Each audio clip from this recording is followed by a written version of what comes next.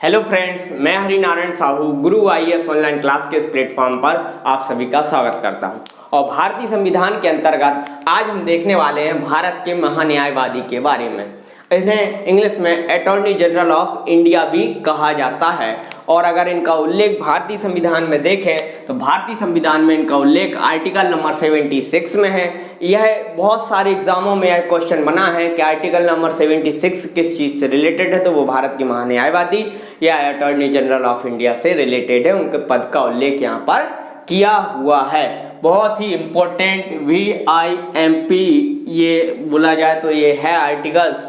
तो और वर्तमान में मैं बात करूं, वर्तमान में अभी अटॉर्नी जनरल के पद पर के वेणुगोपाल जी पदस्थ हैं। के वेणुगोपाल जी पदस्थ हैं। अच्छा, एक चीज़ और मैं बता दूं आपको, यह भारत सरकार के प्रथम विधि अधिकारी होते हैं। अर्थात यह ऐसे व्यक्ति होते हैं जो क्या करते हैं, भारत सरकार के जितने न्यायिक मामले होते हैं वह सब यही देखते हैं। अच्छा, भारत सरकार बहुत छोटा मोटा तो है नहीं, बहुत बड़ा है, तो इनके लिए एक टीम होती है, 7 लोगों की टीम होती है। महान्यायवादी के नीचे 2 सॉलिसिटर जनरल होते हैं, सॉलिसिटर जनरल, और एक सॉलिसिटर जनरल के नीचे 2 असिस्टेंट सॉलिसिटर जनरल होते हैं। तो 4, 2 इधर 4, 5, 6 और ये कुल टोटल 7 लोगों की क्या होती है, टीम होती है जो ये कार्य देखती है। इनके नीचे और बहुत बड़ा ऑफिस भी होता है इनका। अब ऐसा नहीं है कि साथियों कभी कभी कोई पद खाली रहता है तो ये भी हो सकता है।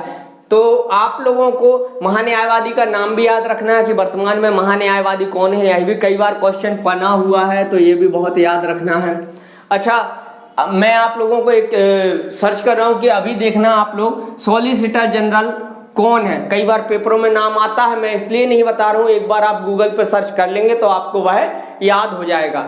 आप यहीं पर इसको लिख लीजिएगा, ठीक है।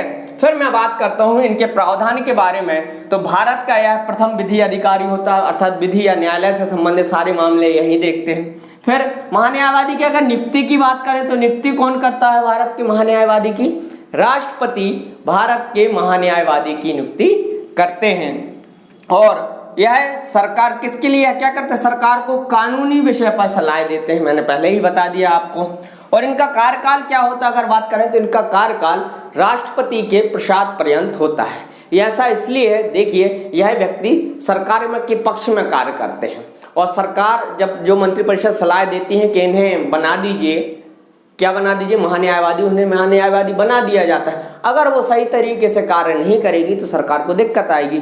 इसलिए यह पद राष्ट्रपति की इच्छा पर्यंत रखा गया है। अगर वह वास्तव में सही तरीके से कार्य नहीं करेंगे तो उन्हें कभी भी हटाया जा सकता है, याद रखिए, ठीक है। फिर इनके कर्तव्य क्या है, सरकार को ऐसे सभी मामलों में सलाह देना जिसमें उसकी राय जानना जरूरी है। जैसे अर्थात महान्यायवादी को ऐसा लगता है कि मेरी राय सरकार को जरूरी है, तो वह हर मामले में या उस मामले में सरकार को सलाह देना उनका कर्तव्य होगा। अब मैं बात करता हूं महान्यायवादी के अधिकारों के मामले में, उनके अधिकार क्या क्या हैं। तो सबसे ये पूछा जाता है, यह संसद का सदस्य तो नहीं होता है, लेकिन फिर भी यह सदन के दोनों सदनों में बोलने तथा उसकी कार्यवाही में भाग ले सकते हैं। एकमात्र ऐसे व्यक्ति जो महान्यायवादी होते हैं संसद का सदस्य ना होकर भी संसद की कार्यवाही और उसमें बोलने के लिए स्वतंत्र हैं। अर्थात संसद में भाई अपना पक्ष रख सकते हैं, बोल सकते हैं, उसकी कार्रवाई में भाग ले सकते हैं। लेकिन याद रखना, वहां अगर वोटिंग हो रही होगी तो यह वोट नहीं कर सकते क्योंकि वहां के यह सदस्य नहीं होते हैं। क्लियर? आगे यार बात करते हैं, यह भारत के सभी न्यायालयों में सुनवाई का अधिकार इन्हें होता है। सीधी बात है, सरकार का तो पूरे देश में कार्य हो सकता है, तो छोटे से छोटे म्युनिसिपल कोर्ट, डिस्ट्रिक्ट कोर्ट से लेकर ये सुप्रीम कोर्ट तक में सुनवाई करते हैं। फिर मैं बात करता हूं, जब भारत के राष्ट्रपति मैंने पढ़ा रहा था तब मैंने बताया था आर्टिकल 143 के तहत सुप्रीम कोर्ट से राष्ट्रपति सलाह ले सकते हैं। जब सुप्रीम कोर्ट से राष्ट्रपति सलाह मांगते हैं तो राष्ट्रपति का प्रतिनिधित्व महान्यायवादी ही करते हैं। अब देखो, ऐसा तो होगा नहीं कि राष्ट्रपति को सलाह चाहिए तो राष्ट्रपति स्वयं जाए या फोन लगाए, ऐसा नहीं करते।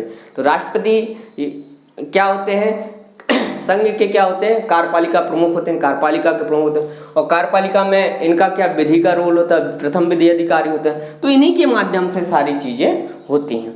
फिर मैं बात करूं महान्यायवादी किसी भी स्थिति में सरकार के विरुद्ध, ना तो सरकार के विरुद्ध गवाही दे सकते हैं और ना ही सरकार के विरुद्ध वकालत कर सकते हैं, क्यों? वो तो सरकार के पक्ष के लिए रखे गए हैं, तो ये प्रावधान किया गया। हाँ, इंग्लैंड में जो महान्यायवादी होते हैं वो क्या होते हैं, उनके सदस्य होते हैं, उनके संसद के पार्लियामेंट के सदस्य होते हैं, अर्थात किसी सदस्य या जो वहाँ का सांसद होगा उनमें से ही किसी एक को महान्यायवादी बनाया जाता है। लेकिन अपने यहाँ ऐसा नहीं है, अपने यहाँ किसी अन्य लोग को जो लॉ से रिलेटेड हो उन्हें बनाया जाता है। यह हो गए भारत के महान्यायवादी के बारे में पूरी जानकारी। अगर यह वीडियो आपको पसंद आए, अच्छा लगे तो इसे लाइक और शेयर जरूर करें। धन्यवाद।